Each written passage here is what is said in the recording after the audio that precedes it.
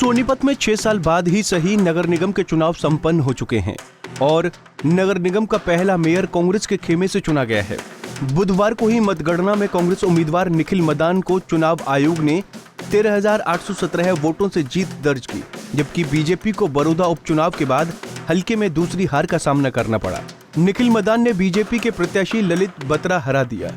उनकी इस जीत पर बधाई देने के लिए कांग्रेस के राज्यसभा सांसद दीपेंद्र हुड्डा खुद सोनीपत पहुंच गए, जहां उन्होंने जनता का आभार जताया। भाजपा के खिलाफ लोगों ने एक संदेश दिया है। प्रदेश यानी कि हरियाणा प्रदेश के जो अर्बन एरियाज हैं, जो शहर हैं, उन्होंने लगभग एक दो जगह को छोड़कर भारतीय जनता पार्टी को हराने का काम जो किया है, और मैं सारे हरियाणा प्रदेश वासियों का और सोनीपत वासियों का बहुत बहुत धन्यवाद करता हूं। एक ही सीट जीत पाई जबकि तीनों सीटों का दावा कर रही थी।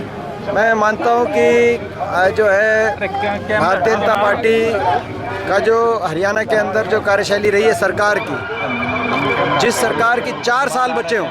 देखो, ये जो उपचुनाव होता है या निगमों के चुनाव होते हैं, ये अमूमन सरकार के पक्ष में जाते हैं। आप ये सोचें, उसके बावजूद आप देखिए पालिकाओं के अंदर भी कितना बुरा हाल भाजपा के उम्मीदवारों का हुआ, जजपा के उम्मीदवारों का हुआ।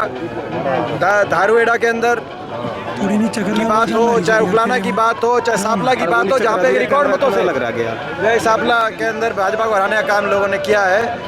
तो इसमें स्पष्ट रूप से एक ट्रेंड सामने आ गया कि जहाँ जीते भी वहाँ भी बड़े बीजेपी मशक्कत करके जीती, यानी कि शहरों के अंदर भारतीय जनता पार्टी की सरकार को नकार दिया आज हरियाणा के शहर वासियों ने।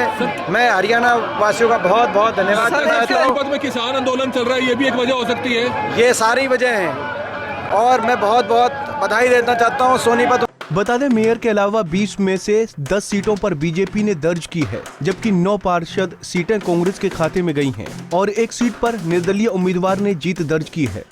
जीत के बाद नवनिर्वाचित मेयर निखिल मदान ने कहा कि अब उनका काम सबसे पहले शहर में सीवरेज सिस्टम ठीक करना है, साथ ही बाकी के विकास कार्यों पर भी जोर दिया जाएगा। जनता ने जो आज आशीर्वाद दिया है, और मेरे को पूरा विश्वास था कि सोनीपत की जनता पूरा मुझे आशीर्वाद देगी। इतना प्यार दिया सोनीपत की जनता ने, क्योंकि आज जो बीजेपी के खिलाफ माहौल था, सरकार ने अपने सारी ताकतें सरकार ने अपनाई इस चुनाव के अंदर। कोई सरकार ने भी से कमी नहीं छोड़ी। और फिर भी मैं लास्ट तक एक बात कहता था कि सोनीपत की जनता के आशीर्वाद से मैं यहाँ तक पहुँचा हूँ, और सोनीपत की जनता के आशीर्वाद से ही मैं सोनीपत के विकास कार्य भी चालू कराऊंगा।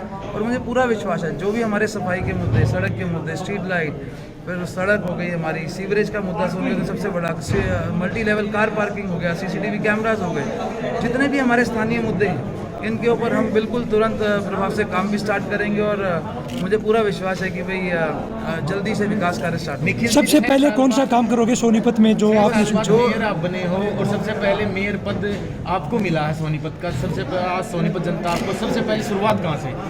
शुरुआत जहाँ पर सीवर का काम सबसे ज़्यादा खराब है, सबसे पहले हम सीवरेज के मुद्दों को स्टार्ट करेंगे। पीने के पानी की लाइन है, पानी का मुद्दा जितना भी हमारे शहर के अंदर है, सबसे पहले 2 काम ऐसे हैं जो मैं समझता हूँ तुरंत प्रभाव से चालू कराने। निखिल मदान ने जीतने पर सोनीपत की जनता का आभार जताया और सीवर और पीने के पानी की समस्या को सबसे पहले हल करने की बात कही।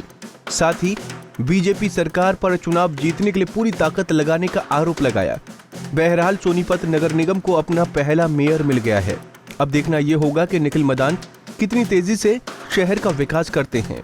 सोनीपत से पवन राठी, पंजाब केसरी टीवी। नया साल होगा, नया अंदाज होगा, नाम वही पर खबरों का डबल डोज होगा। 1 जनवरी से लौट रहा है आपका पसंदीदा न्यूज बुलेटिन हरियाणा सुपरफास्ट। अब एक क्लिक में 10 नहीं बल्कि 20 खबरें आप तक पहुंचाएंगे।